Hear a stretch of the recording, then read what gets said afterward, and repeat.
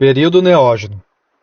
Na escala de tempo geológico, o Neógeno se inicia há cerca de 23 milhões de anos e se estende até o Pleistoceno, em 2,58 milhões de anos atrás. Nesse período ocorreu a expansão dos mamíferos de grande porte e o aparecimento dos hominídeos.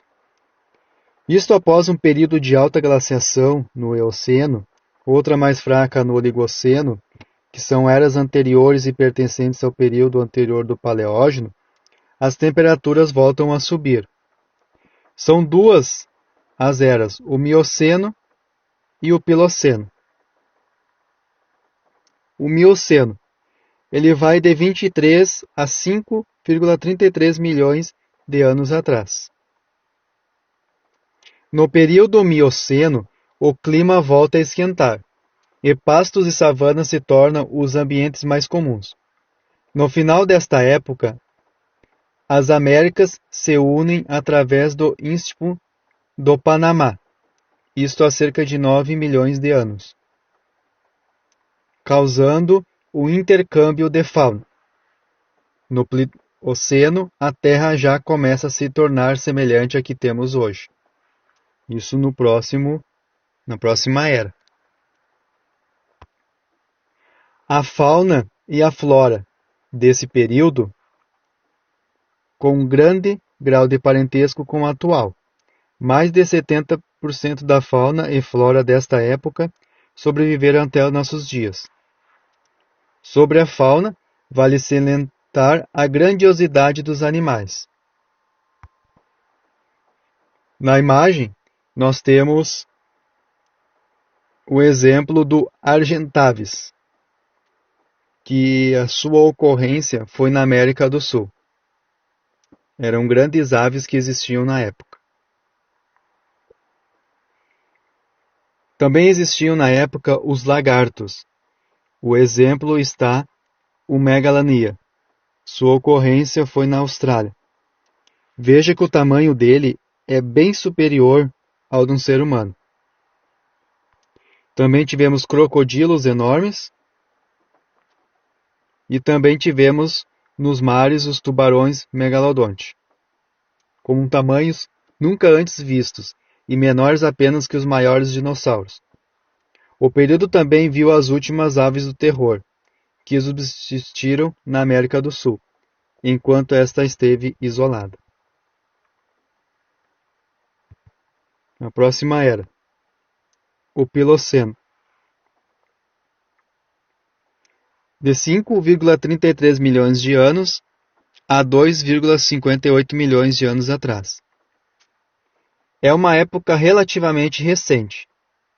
Nele, o clima e a vegetação eram muito similares aos atuais, sendo que se pudéssemos retornar até ele, dificilmente veríamos diferença com o mundo atual.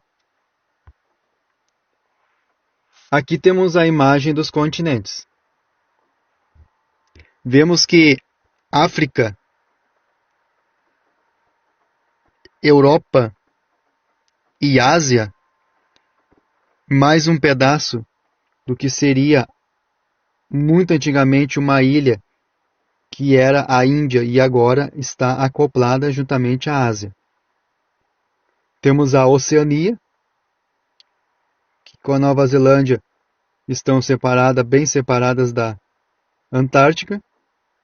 Temos Américas unidas, tanto a central como a do norte como a do sul. Os continentes se localizam a máximo de 70 quilômetros das posições atuais. Com a formação do Istmo no Panamá, isso na América do Norte ali, há 3 milhões de anos, tem início o chamado Grande Intercâmbio Americano, assim como o cessamento da troca de correntes entre os oceanos Atlântico, no sul, ali, bem no sul do mapa, bem no centro do mapa, e o Pacífico, bem no lado oeste ali do mapa. O que resultou em um esfriamento das águas do primeiro, que contribuiu para o aumento das calotas polares, tanto do Ártico como da Antártica, e diminuiu o nível dos oceanos. Alguns especialistas acreditam que esse também foi a causa do início das glaciações, as idades do gelo, do Pleistoceno, que será a próxima era, que marcam o fim do Plioceno, a era que estamos estudando, e o início dessa nova época. No Velho Mundo, a aproximação da África e Eurásia cria o mar Mediterrâneo.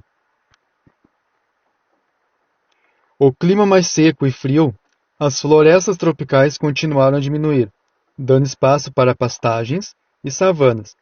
Nas zonas tropicais, até mesmo a atual região da Amazônia estava coberta por uma savana nesta época, além do surgimento das estepes e dos primeiros grandes desertos. De certa forma, o Piloceno pode ser considerado uma fase de transição entre o Mioceno, mais quente, e o Pleistoceno, com suas glaciações. Concluindo, foram mais de 20 milhões de anos em que a flora teve poucas mudanças. A Terra ficou bem mais parecida com a atual. Animais continuaram a serem extintos, enquanto os novos evoluíram. Surgem os primeiros hominídeos, as mudanças sempre ocorrendo conforme a ordem da deriva continental, onde novamente o mundo terá uma nova era glacial, se preparando para a chegada do Quaternário.